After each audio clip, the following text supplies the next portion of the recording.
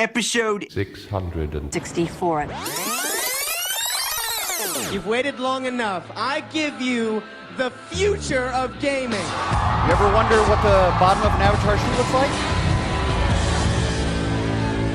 Well, bam! There it is. BRB UK. Worse teeth, better accents. Hello, and indeed ahoy hoy. Welcome to the drudgery of the second week of January. I hope you're having a fantastic time between your paychecks. I know I am. Welcome to episode 664 of BRB UK, where, because, and this is going to be quite depressing, it's the 20th birthday of the Xbox 360.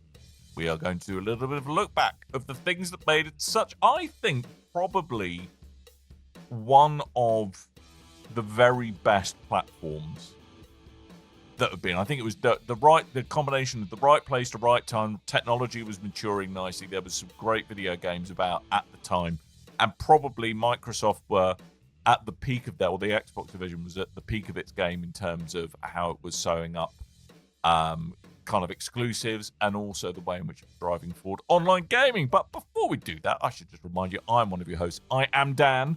And I'm joined by another one of our hosts, and that is Coleman. Hi! But we're still not joined by Tim. No, Tim red ringed. Yeah, he did. Red ring. We're putting him in. I was about to say we're putting him in the oven. That sounds wrong. We're going to reflow him in the oven, is what we're going to do. Just for the occasion, I do have one of these, Dan. What? Ooh, that was a good start. Nostalgic. Not quite as mighty as the original PlayStation startup, which I think is the mightiest. That is the sound of my childhood. That is an amazing sound. But yeah, so we've picked the sound of your early 30s. You're old. Mid-20s. Thank you. Mid-20s. No, I think because the 360 is kind of what got me back into gaming. Since before, this is showing my age, before uni, I was kind of like the N64 had just come out. I kind of, and the PlayStation as well, obviously. So they were both two great consoles. But then, because I had no money for quite a long stint, a good 6-7 year stint, I kind of fell off the gaming wagon a little bit. Kind of resurfaced it a little bit when Metal Gear Solid 2 came out, but I got back into it then. But yeah, the 360 is kind of what really brought me back into gaming in a big way, I think. And I think Xbox Live and certainly the maturity of online gaming and kind of just online infrastructure at that point was a big part of that. I found so when I got to like the PS2 era, I kind of settled into my tastes, and I would play very specific games and wouldn't really venture outside them. The 360 was like the era where I kind of forced myself to go, okay, I'm going to play more first-person shooters. I'm going to play more racing games. I'm going to try more things in general. So it helped me vary my tastes out a lot. It was an amazing era to be in. They had a very rocky but also fantastic start out because they managed to get out the gate first in compared to the rival PlayStation. They had a much more affordable price compared to the PlayStation on launch, but then it all kind of went wrong. The red ring in the console, they used a cheaper kind of solder that was failing and disintegrating, and they had to recall a bunch of units. And if you were there, you remember. I had one 360 red ring. I only had one go bad on me. My housemate had one, and it was very upsetting because we knew it was getting louder. We knew it was getting older. And I think, what was it? It was Star Wars Force Unleashed was coming out. And I was very excited for that game. And we knew this console was going to red ring any day soon. I was like, please don't red ring before this game comes out. And I think the demo came out, and that's what killed it. That was when it finally died. No. So luckily it died then and not when the actual game came out, because I would have been very upset if I couldn't have played it. But yeah, I had some fantastic times with the PlayStation 360. The Xbox 360. Really kind of solidified me into that Xbox world. Like that's the generation. I did go to PlayStation later, much later. Yeah. Towards the end. Actually, in fact, it was when PlayStation had their own problems with the security breach, and there was a period where a lot of people were in fact trading in their PlayStations and picking up Xbox 360s. They were trading in their game, they're selling all their games off and getting 360 games. At that period, I got myself a PS3 and I got myself a bunch of very cheap PlayStation 3 games, and I was like, wow, this Uncharted thing's amazing. Yeah, I mean, I think that, Uncharted was great. I mean, I think a lot of the success of the 360 was that Sony did fumble the PS3 a bit. They really did. They came in at the wrong price point with not a great initial raft of games. And it was just, I don't know, They kind of choked on their own hubris. yes, they got a little bit too ahead of themselves. I think they believed their own hype a bit too much, which arguably Microsoft then subsequently did with the Xbox One, following on from the 360. Yeah. And I don't think Whoever's the market leader is doomed to fail. Yeah, and I don't think they've ever quite recovered from that. But anyway, we should probably just kind of a quick, as part of this misty-eyed look back, have a look at some of the games that really for us were quite defining. And I'm going to get allegations of cheating here by Coleman, because my three, one of them's technically a trilogy, but it's all good. It was released as a trilogy at some point, so technically. And I will say these game. are kind of like, these are if you think 360, these are our big games that stick in our brain as because there are so many fantastic games, Yes. and some of these have been remade, relaunched, put higher frame rates and all these kind of things. But you will see from the footage, if you were watching the video version of this podcast, the aging is not very kind on a lot of these games because of the 360, and these are all 360 captured. Yes. But I mean, and again, much like kind of the usual disclaimer about our ones to watch or our favorite, or kind of our best of 2023. This is not necessarily a list of the de facto best ever games on the 360. These are the ones that kind of resonate with us for one reason or another. As I think will become clear as we go through them. But yeah, so I'll crack on. I'll go first with the one that always enrages Halo loving fanboys and girls and everyone else on the internet. Halo Reach, what I still consider to be the best Halo game. This has to be. I've never really been into Halo. I've tried a few times to get into it. I did complete Halo 3 before this came out. I had a blast playing this back in the day. I remember a friend of mine was ill, and I ended up picking up the game to go around and cheer him up. And we just sat in co-op playing this all night long. Yeah. It was a lot of fun. I think what was great about Halo Reach is kind of took us away from like being an invincible super soldier in the form of Master Chief, but actually Not the way I play. Well, boom. But it's true. You are, yeah, you are. Yes, indeed. And sometimes they even let you hold the real guns rather than just stand in the corner making noises. I'm like the sound effect guy in Police Academy. You're the Spartans hype man, is what you are, Coleman. That's what you do in the corner. Yeah, I really liked it because it kind of took us away from the infallible, all powerful Master Chief to actually the Spartans being a bit of a kind of a Hail Mary initiative of kind of humanity under threat, and Reach, the planet of Reach, getting completely overrun by the Covenant. It was this irresistible force coming to basically kick humanity in the nether regions. And I really like kind of the human story of as more members of Noble Squad got picked off through one way or another, and you starting out as the FNG, kind of really stepping up to the challenges as your squad mates died during the course of the story. Spoiler alert. And I actually think it's got one of the final scene of it, which again, look, it's been out for donkey's years, so I think I could probably spoil this. The fact that it closes with you just fighting off or trying to fight off this never stopping wave of enemy after enemy after enemy after enemy after enemy. And it just kind of ending with kind of a slow pan out from your kind of shattered helmet on the ground, I thought was actually quite a powerful thing to do. And I actually thought it was quite a brave narrative direction from Bungie at this time about showing Spartans as fallible. Also, I think in the multiplayer side of things as well. I think this was the first one that had firefight, I seem to recall, or was that did Halo? No, I think this was the first proper firefight where it's kind of this arena of waves upon waves of enemies with modifiers. That was a whole lot of fun. I've always tended to enjoy cooperative multiplayer as opposed to kind of PvP multiplayer. So for me, that was a really good time. I really enjoyed it, and it kind of mixed things up with this armor abilities, the suit abilities, which wasn't really there in earlier Halo games. And for me, it just I liked it because it kind of took things in a slightly different direction, and is arguably the kind of the MVP. So by that I mean minimum viable product of Destiny. I think it kind of was their foray into slightly more class based action in an FPS. But yeah, I think Halo Reach, great game, loved it. Well, you mentioned Destiny. Isn't Halo Reach the first official tease of Destiny? Yes, no, that was ODST. Ah, damn. Always mix them two up. Okay. Yes, Cool. that was ODST. So next up, in one 360 game that really stuck in my mind was Dead Rising 2, because I didn't get on that well with Dead Rising 1. I found it a bit clunky. So the save time mechanic thing.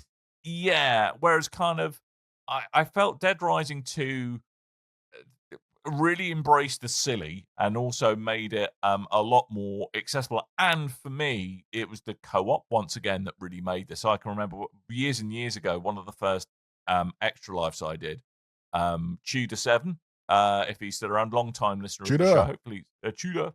Hopefully he's still about. Me and him did a full co-op playthrough of this as part of Extra Life, and it was just hilarious. It was such good co-op fun, where you could kind of, if your mate was in trouble, you could come hooning along with just ridiculous weapons and kind of save the day with them. I really enjoyed it. It didn't take itself too seriously. It was good fun, good silly whimsy. I mean, completely ridiculous, ultra violent and gory, but that's kind of half the fun with Dead Rising 2 games. So yeah, I think this is really corking for me. Again, really memorable multiplayer moments. And I think that was actually a really big thing for the 360. Was those kind of, it was the first time where it did feel like you had big memorable multiplayer fun for the first time that was easy to use and accessible. So yeah, so that's kind of why it's on my list. This also birthed an Expandalone spin-off as well, which it was called Off the Record, where you had the protagonist of this game meeting up with Frank West. Frank West. He's come not Fred West. Not Fred West. Not Fred Frank West.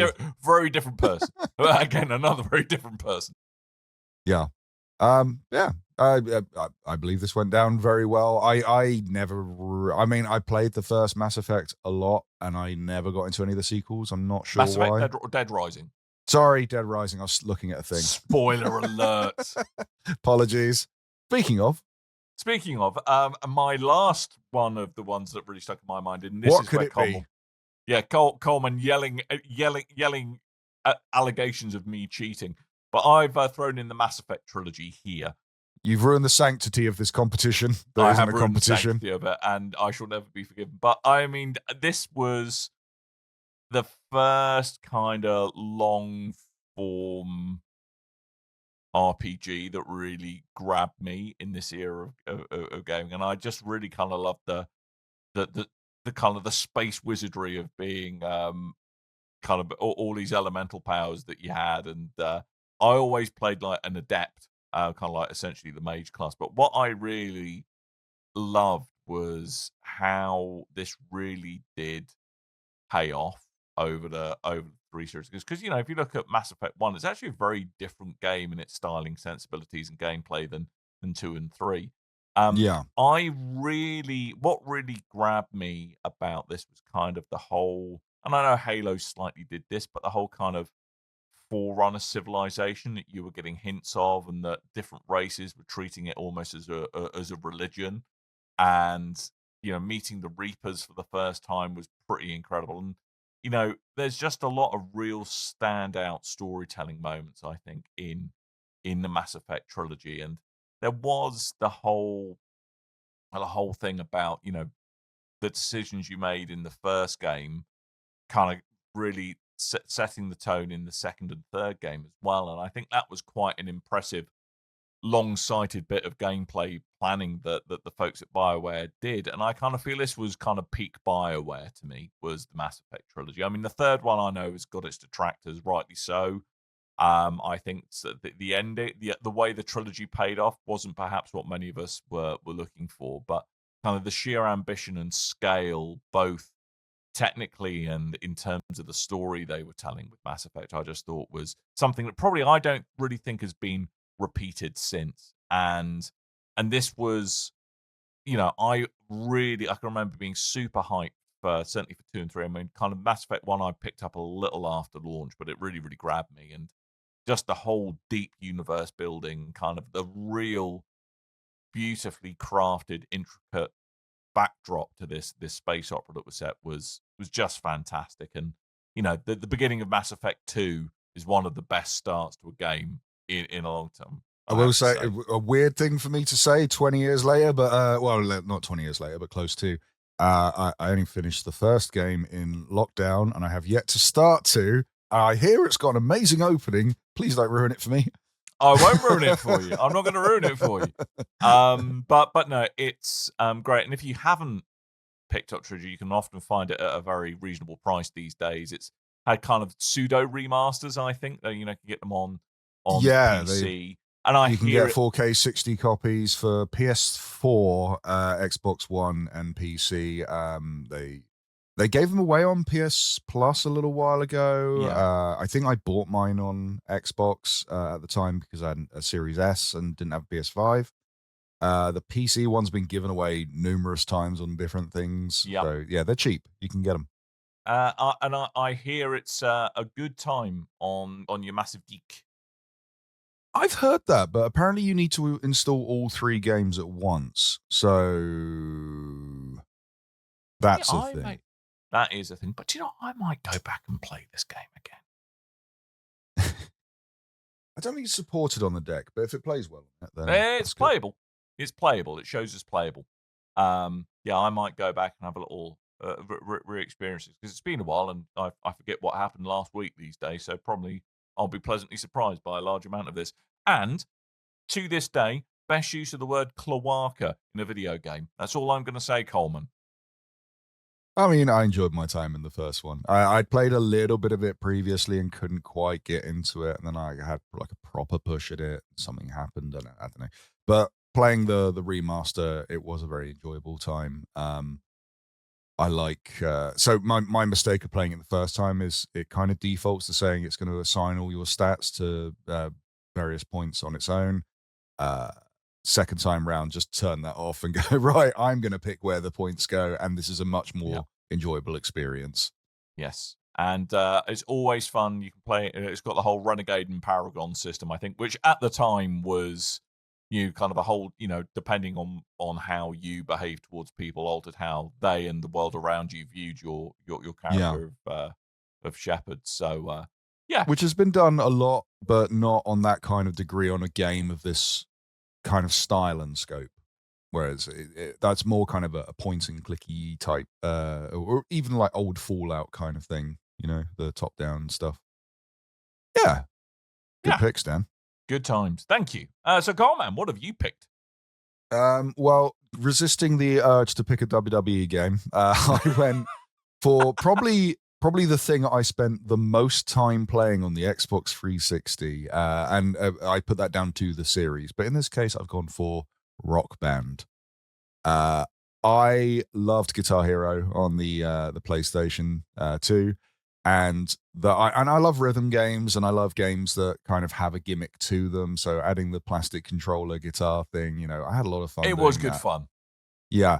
So that team that worked on Guitar Hero 1 and 2 and the 80s expansion thing, they weren't there for Guitar Hero 3, and that was kind of in-house Activision now. They bought the franchise, and so Harmonix then went off and went, right, how do we expand on Guitar Hero?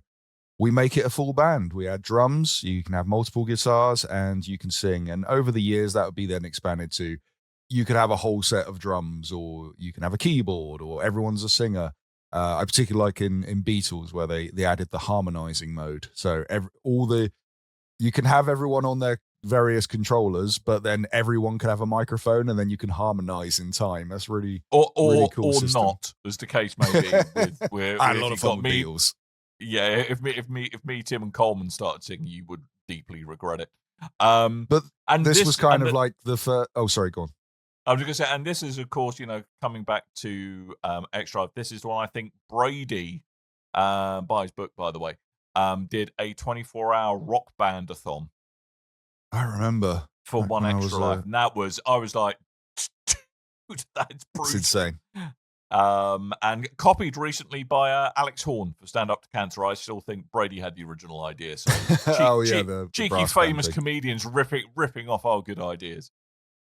Yeah, I mean, I had a lot of fun with this, and again, it kind of, it's one of those things that speaks to me. I love rhythm games, I love gimmicks and things, and it's that thing of like rocking out. I play a little bit of guitar. I'm not good at guitar. I play a little bit of drums. I'm not good at drums. This kind of let me fulfill my.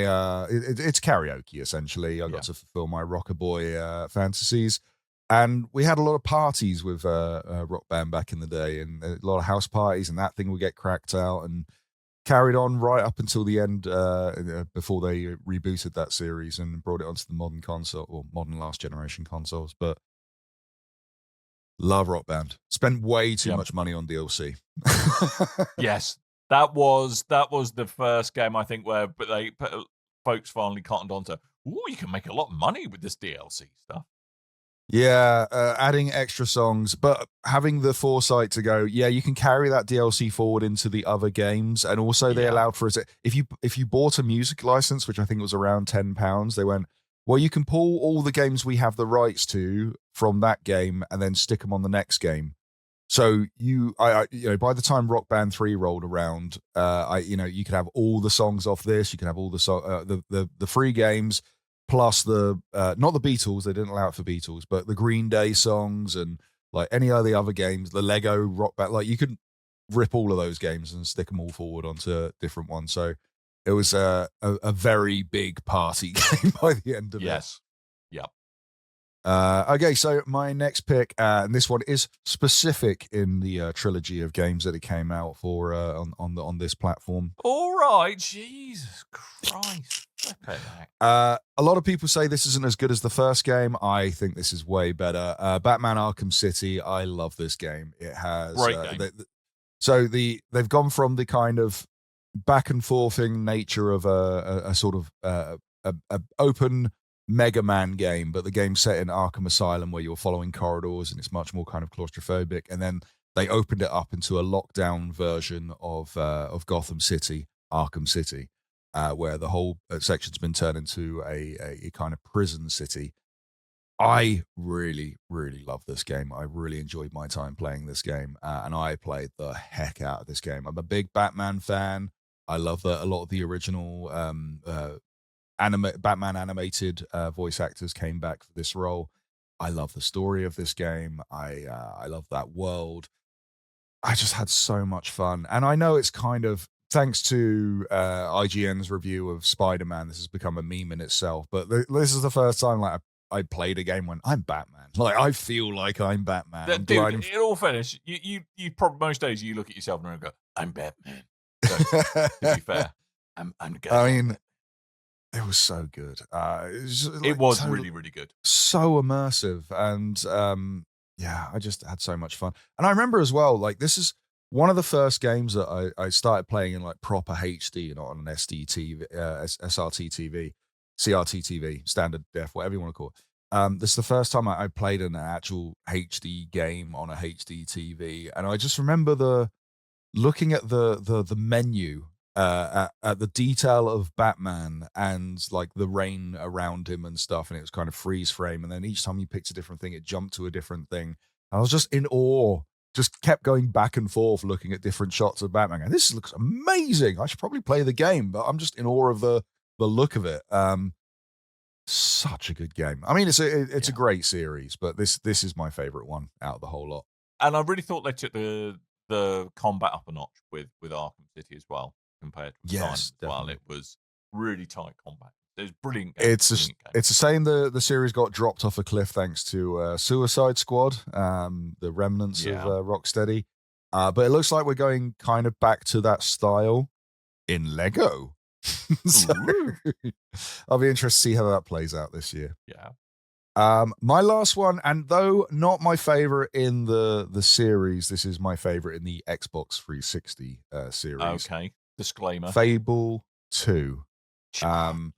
Chicken chaser. I love the Fable why it series. winds me up. I know. I do like. I do. It does sometimes irk me. This is what Americans think British people are like angle, but we are. No, yeah. Well, it's true. Fair enough. But I kicked 4 chickens today. Have you? Yeah. Yeah. Really? Bare hands? Yeah. Yeah. Oh, Okay. I kicked them. Kick them, chicken chaser.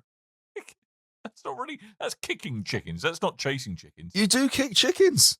I remember. I remember in a guide for the first Fable that someone had written out, and it was like, okay, now enter this village, kick a chicken in brackets because why not?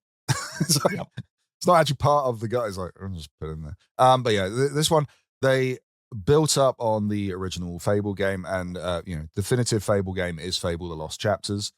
This one it builds on that by expanding the world of Albion and kind of tightening up the way that the story ran. It's improved graphics, it's improved gameplay, the story's great. It's a kind of a revenge plot, which the first one sort of is as well. A lot of stuff, it's just a lot of stuff that that were introduced in the first Fable game is brought back here and just worked on. And then there's the whole relationship system. There's how the many job people were you system. married to simultaneously? One. I'm Just one? a one woman kind of guy. Dan. Wow. Wow. Although I did contract an STD from them when I looked in my stats. So there you go. Yeah, I think you'll find your princess is in fact in another castle, sir. Yes, I guess so. But no, I really enjoyed it. And the addition of the dog partner, they gave you a dog companion that kept on going for Fable 3 as well. I liked that addition. They never gave you a basset hound, though. Wasn't happy about that. Oh, you're very particular about your virtual dogs, clearly. I do like basset hounds. That but I think the only problem I really had with this game at the time is there was a special edition that was kind of touted, and I bought that special edition.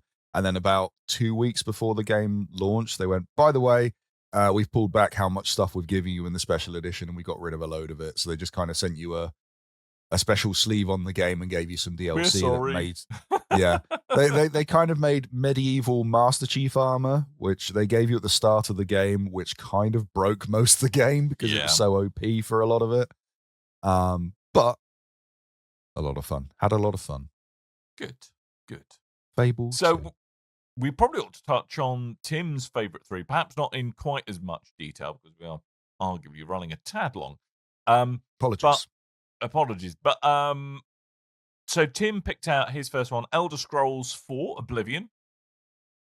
Good choice. Which I think is kind of the first big Elder Scrolls game on the 360, if I am correct. You are correct. I am correct. Yeah, Morrowind was previous.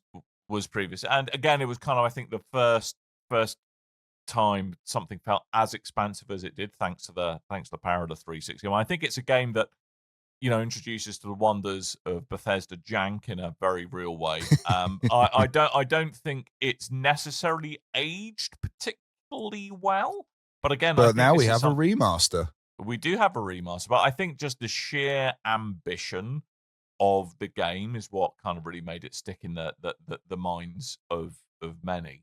I have to admit, this is a game that I started many times, but perhaps never quite finished, I must admit. I'll tell you a fun fact. This is the first game where I realized video games can make me travel sick. Hooray! Is that due to the Vaseline smeared jerky visuals by any chance? It could be. I couldn't get out. I really struggled to get out the dungeon at the start because it was just making me feel so horribly ill. Wow. It might be the frame rate mixed with blurriness. I'm not sure. And, spoiler alert, I was very excited to play this game when I heard Patrick Stewart is a voice actor in it, and don't get too attached to him. No. He's great while it lasts. That's all I'm going to say. I assume he's expensive.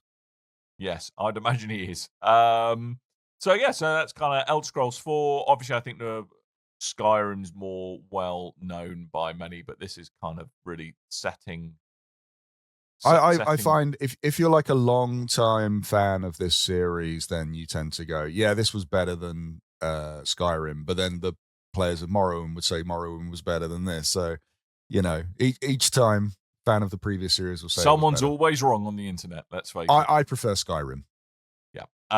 So the next one, would you kindly? It's Bioshock. Ooh, this is actually a cracking pick by Tim. Available on other things. Crack of lightning from your hand. Yeah. Was this Xbox exclusive for a while, or am I a little bit? on Yeah. It was, and then much like Mass Effect, I don't think the first game ever came to PS3 until they did the Trilogy collection. But yeah, I think this was an Xbox 360 exclusive, and then a year or two later, it came to PS3. Yeah. I mean, so this was kind of positioned as a spiritual successor to System Shock at the time, wasn't it? Yes. And really kind of quite a unique game, and the way and kind of the storytelling and the atmosphere itself, I think, was kind of really quite unique at the time. I on my first attempt playing this, I found it a little bit of an uphill struggle, but once I kind of got into the game and embraced all of its quirks, I really, really loved the creativity that you could kind of bring with particular builds in Bioshock. Being very aware of the environment around you. So if there was pools of oil, for example, that's the time to get your flamethrowing abilities out, or likewise electrocute enemies in water, that kind of stuff. Having that way of using the environment almost as kind of to your advantage in this kind of game was quite fresh and new at the time. I felt, and also felt resources. It's one of the first games I played where I really was aware of everything. Felt like I had to manage it very carefully. Like, you can't just go around running and gunning in Bioshock. No. You're always up against it with availability of ammo, availability of health, availability of your, want a better way of putting it, because I can't remember the actual name, splice juice. Plasmids. So there we go, plasmids. But no, and again, narratively just brilliant. Bioshock. Yeah, and oozing with style. I love the Art Deco style and this kind of. We had this idyllic lifestyle in this underwater palace, and it just completely went tits up. And you're in the aftermath of that. That's cool. I also remember. I mean, it's funny when we look at these games. Like, this game was so mind-blowingly gorgeous when it came out. Like, the way it looked, and I look at it now, I'm like.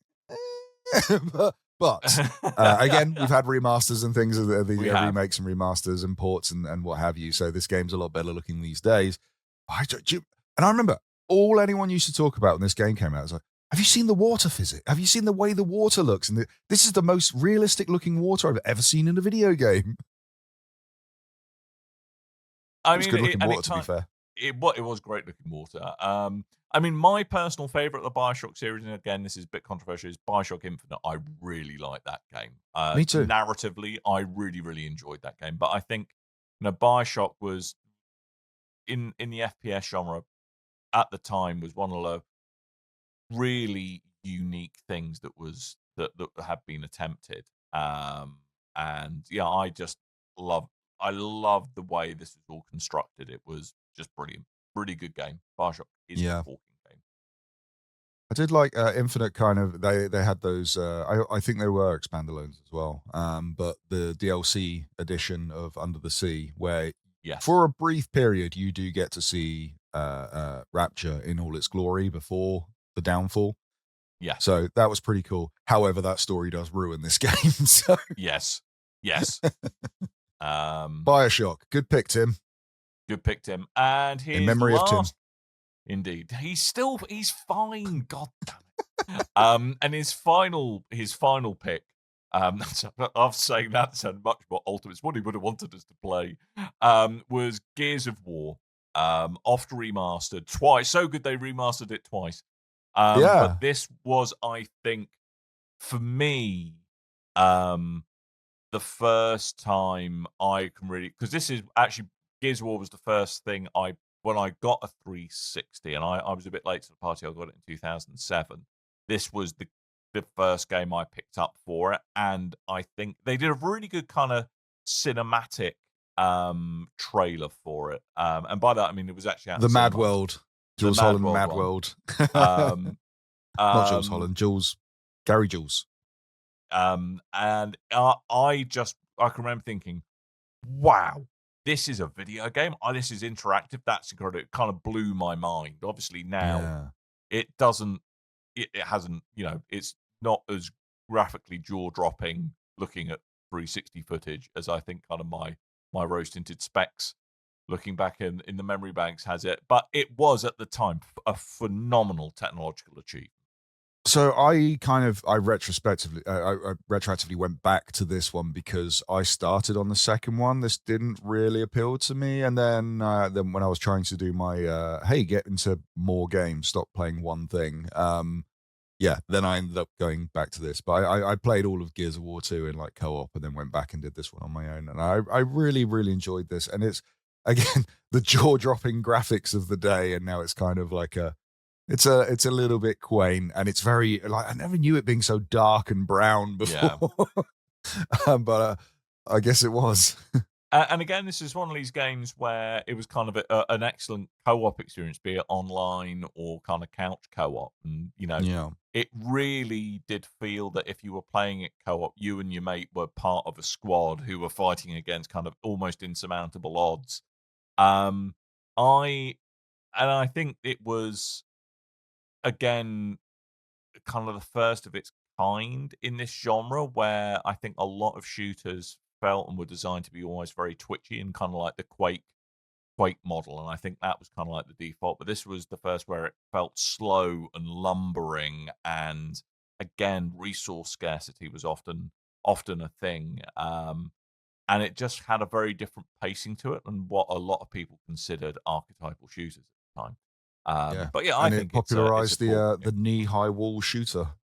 Indeed, and ridiculously muscly dudes being normal. It's kind of like everyone's on roids in the future by the looks. So but I mean great. this game style got. I mean, much like Arkham, this game style got copied a lot. But I don't think anything got even close to this in style of success. No, and I would argue that could be said of future Gears games as well. Although again, kind of the firefight-esque mode that appeared in later iterations. But again, I don't think Gears 2 is all right. But I don't think anything really kind of broke the mold as much as the original Gears of War did back in its time. I think the trilogy, and then it's just downhill. Yeah, I'm kind of with you on Although, that. I've had some fun with the other games, but I've never stuck through them and completed them. I completed the first 3 games. I never went through the others. Baird is such a knob. I don't mind Baird. Oh, he grows on you over time. Oh, no. I mean, we've got a new game coming. I don't know if it's this year or next year, but there's a new Gears of War game set like in this kind of time period. So we're back to Marcus. Is it Marcus? Yes, it was Marcus. Yes. And Dave. Marcus and Dave. Oh, Dave. Oh, geese. Oh, Marcus. Hey, let's. Anyway, that's the Xbox 360. It was a fun time in our life 20 years ago. That's a cool story, Grandad. Thanks for that. Yeah, I know. Yeah. I enjoyed. I think I was told about this on the show. I work with some younger folks, and when I saw in 2025 that the 360 is now 20 years old, I immediately ran to one of the younger folks and went, "Oh, this is going to be fun," because this happened to me when the N64 had this. I was like, "Did you know the Xbox 360 came out 20 years ago today?" And my childhood. What happened? No, that is just chest pain that is sometimes experienced by middle-aged people. They look like they looked at the Ark of the Covenant. or they chose poorly with the Holy Grail. So anyway, I look forward to the comment section exploding about why it's a bunch of filthy Xbots talking about the Xbox 360 rather than PlayStation. That was a 3. fun time as well. It was Remember when I used to listen to you guys and you were talking about the 360 stuff, and everyone was going, "Oh, you're just paid by Microsoft, you big Xbox shills, Xbots." And then when we were doing the PS4 stuff, it was like, you're paid by Sony, you big PlayStation shills, you Sony ponies. Oh, good times. Yeah, fun times. Oh, good times. Right. I think we ought to wrap this up. Yes, so it's been interesting. Normal service will hopefully be resumed next week. We shall see. There will be some podcast of some kind involving some people. That's all we can really say at the moment. But yeah, thank you for listening to our witterings as we look back misty-eyed on the days of our youth, where we had dreams and aspirations. And now it's all just AI upscaling and eye-watering the expensive memory prices. We're going to wrap the show up. Thank you so much for listening. Make sure to go to bigredbarrel.com, and if you want to come say hello, have a chat with us, go to bigredbarrel.com/discord, and or just leave comments in the post for this here show. So we'll be back next time. Hopefully you will be too. All that's really left to do is remind you that I have been Dan. I've been Coleman, the Xbot. Yes, and I am also a filthy shill, paid all of the money by Microsoft, clearly. That's it. Bill Gates paid us to do this. Don't bring that up at the moment. I don't want to necessarily... Don't make me activate your chip that you got from your vaccine, Dan.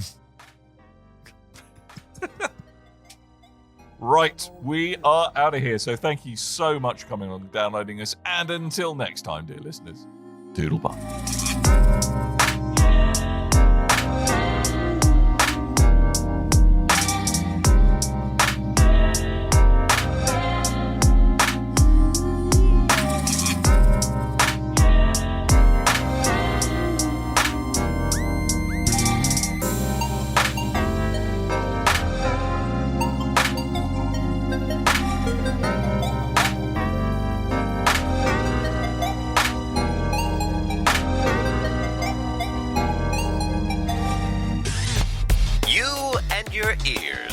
Quite welcome. For the podcasting goodness that you just heard. Why not roll on over to BigRedBarrel.com for more podcasts, news, reviews, and videos from the biggest, reddest site on the internet. BigRedBarrel.com. Or it isn't technically a true sequel to Returnal, but I think takes a lot of similar tropes from it. Although rather than it being largely about kind of range combat and gunplay, this leans a